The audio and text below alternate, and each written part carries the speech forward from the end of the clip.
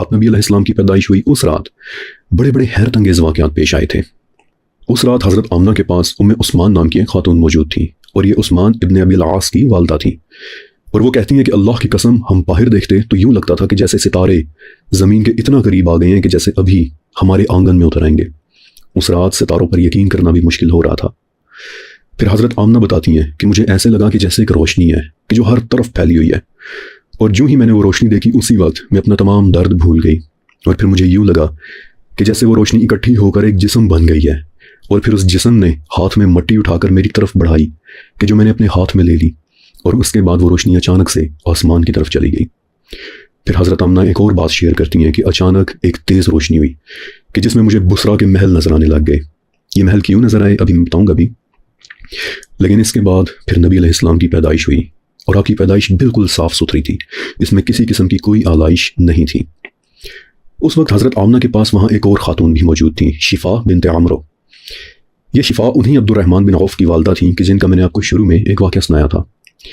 وہ کہتی ہیں کہ اس رات میں بھی آمنہ کے ساتھ تھی، اور جب احمد میرے ہاتھوں میں آئے اور مجھے آپ کی ہلکی سی آواز سنائی دی تو اچانک سے میں نے ایک روبدار آواز سنی کہ جو کہہ رہی تھی کہ اے اللہ اس بچے پر رحمتوں کی بارش کر دے، اور پھر اچانک سے ایک انتہائی تیز روشنی ہوئی اور ہمیں یوں لگ رہا تھا کہ جیسے مشرق و مغرب روشن ہو گئے ہیں۔ پھر میں نے آپ کو کپڑے میں لپیٹا اور بستر پر لٹا دیا، لیکن کچھ ہی دیر میں اچانک سے اندھیرا چھانے لگ گیا اور میں شدید ڈر گئی، یہاں تک کہ میں کانپنے لگ گئی۔ لیکن پھر دائیں طرف سے آہستہ آہستہ ایک اور روشنی ہونا شروع ہوئی، اور ایک مرتبہ پھر سے کسی کی آواز آئی اور کوئی پوچھ رہا تھا کہ تم انہیں کہاں لے کر گئے تھے،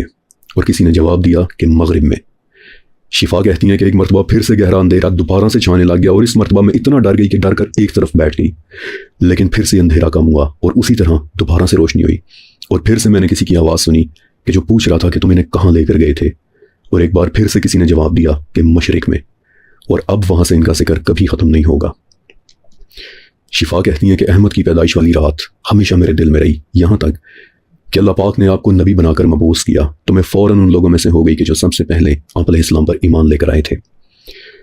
میں نے آپ کو بتایا تھا نا کہ آج رونگٹے کھڑے کر دینے والے واقعات ہیں، اور وہ باتیں کرنے والے کون تھے، یہ بات تو شاید ہم کبھی بھی نہ جان سکیں۔ پھر اس رات اس کمرے سے باہر بھی بہت ہی زبردست واقعات پیش آئے۔ آپ علیہ السلام کے چچا حضرت عباس رضی اللہ تعالیٰ عنہ بعد میں مسلمان ہو گئے تھے۔ وہ کہتے ہیں کہ ہم اپنے والد عبد المطلب کے پاس بیٹھے ہوئے تھے کہ ہمیں بتایا گیا کہ محمد مختون پیدا ہوئے ہیں، تو عبد المطلب بڑے حیران اور خوش ہوئے، اور اسی وقت ہمیں یقین ہو گیا کہ ہمارے گھر آنے والا یہ بچہ بہت بڑے نصیب کا مالک ہوگا۔ بائی دی وے حافظ ابن قیم رحمۃ اللہ علیہ لکھتے ہیں کہ 17 نبی مختون پیدا ہوئے ہیں، حضرت آدم علیہ السلام پہلے تھے اور محمد صلی اللہ علیہ وسلم آخری۔